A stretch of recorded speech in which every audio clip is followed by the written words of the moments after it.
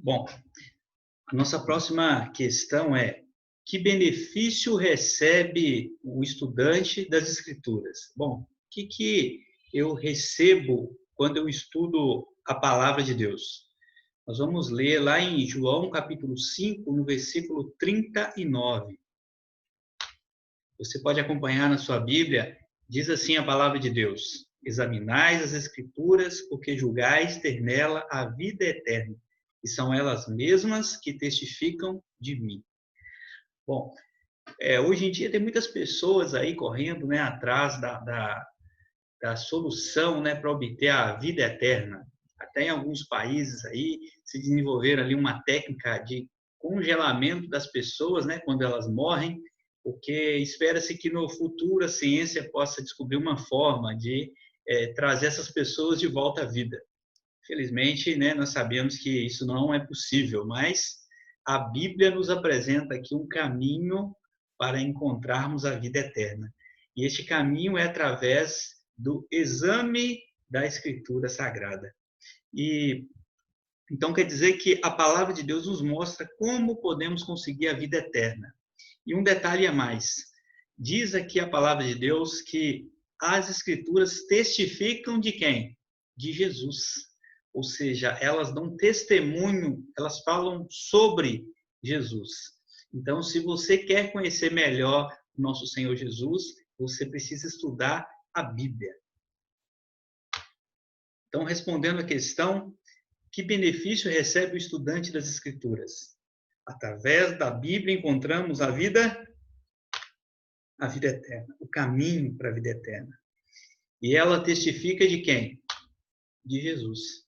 Inclusive, Jesus é o personagem central da Bíblia. Cada página revela o seu amor, seu desejo de nos salvar. Então, lendo, nós encontramos o caminho para a salvação. Amém? Próxima questão: que outro benefício, né, além da vida eterna, nós encontramos quando examinamos as Escrituras Sagradas? Agora nós vamos ler João capítulo 16, no versículo 13. Depois no capítulo 8, no versículo 32 também.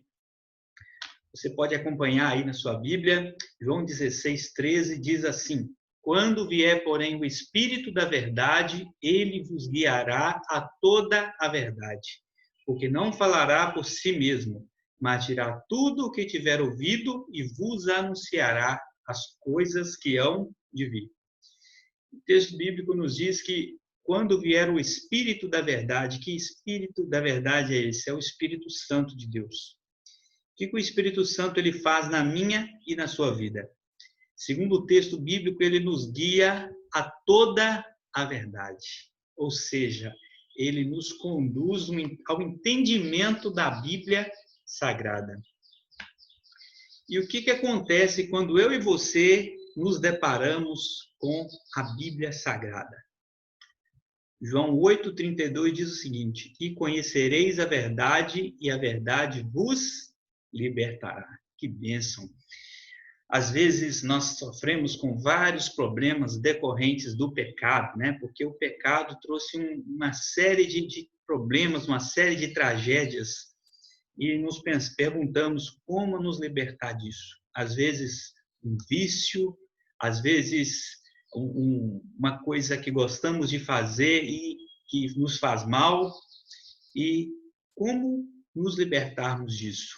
A palavra de Deus aqui é a solução. E conhecereis a verdade, e a verdade vos libertará. Quando eu e você nos encontramos com a verdade aqui, a palavra de Deus, nós somos libertos. Libertos de vícios, libertos das garras do inimigo, né, que tenta de tudo para nos destruir.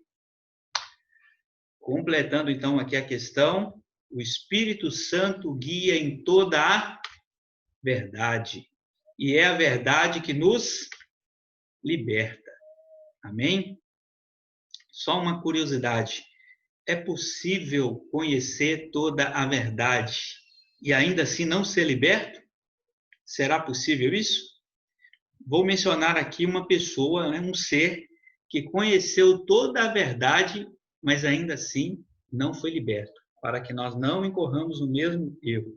Você pode abrir a sua Bíblia aí no livro de João, capítulo 8, no versículo 44, e você vai ler o seguinte, João 8, versículo 44. Vós sois o diabo, que é o vosso pai, e quereis satisfazer-lhes os desejos. Ele foi homicida desde o princípio e jamais se firmou na verdade, porque nele não há verdade. Quando ele profere mentira, fala do que lhe é próprio, porque é mentiroso e pai da mentira. Quem é esse ser que conheceu toda a verdade e não foi liberto?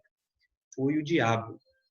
Ele conheceu a verdade, porém o texto bíblico diz que ele não se firmou na verdade.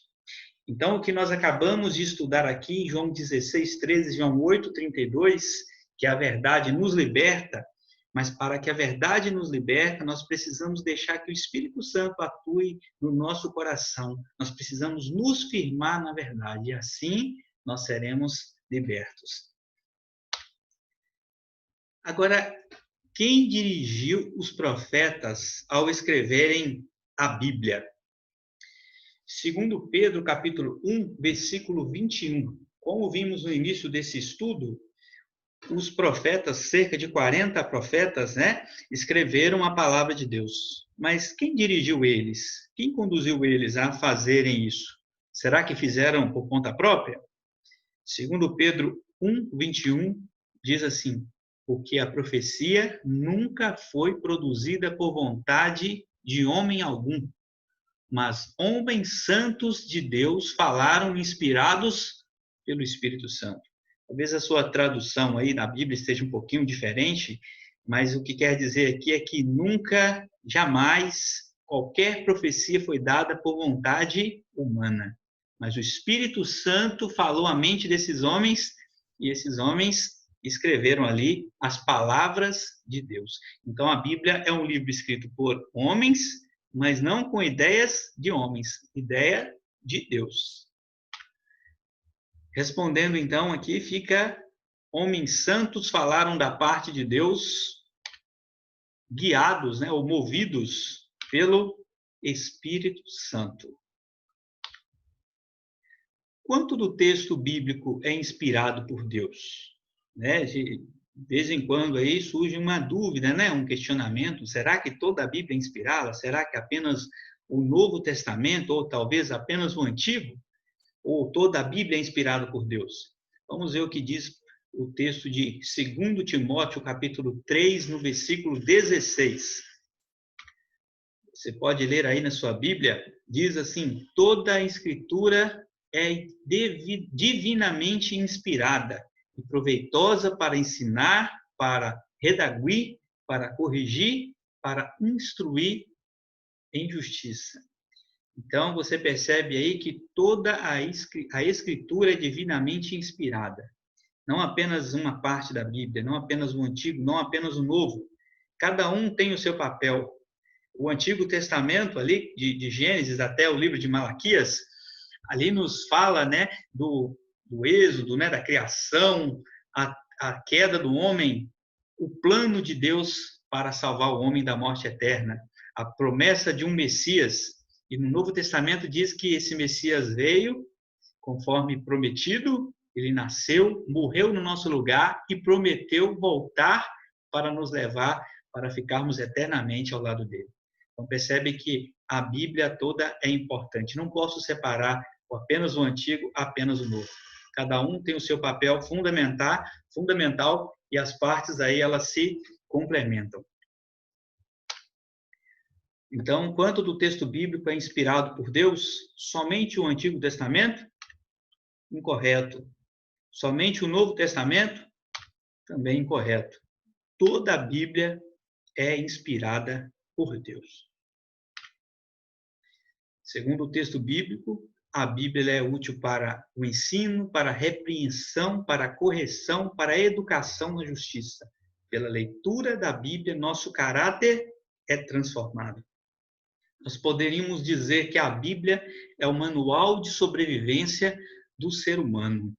Quando nós compramos ali um eletrodoméstico, imagine só um liquidificador, e vem ali o manual de instruções, E, infelizmente, nós temos ali o costume de ligar na tomada antes de lermos o manual, né? E às vezes sobe ali uma fumacinha preta, então resolvemos ali procurar no manual o que está acontecendo, e lá está escrito assim, olha, ligue apenas no 110, ou precisa mudar a chavinha antes.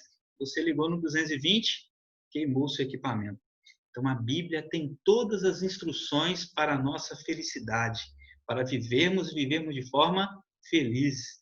A Bíblia nos ensina como devemos educar nossos filhos.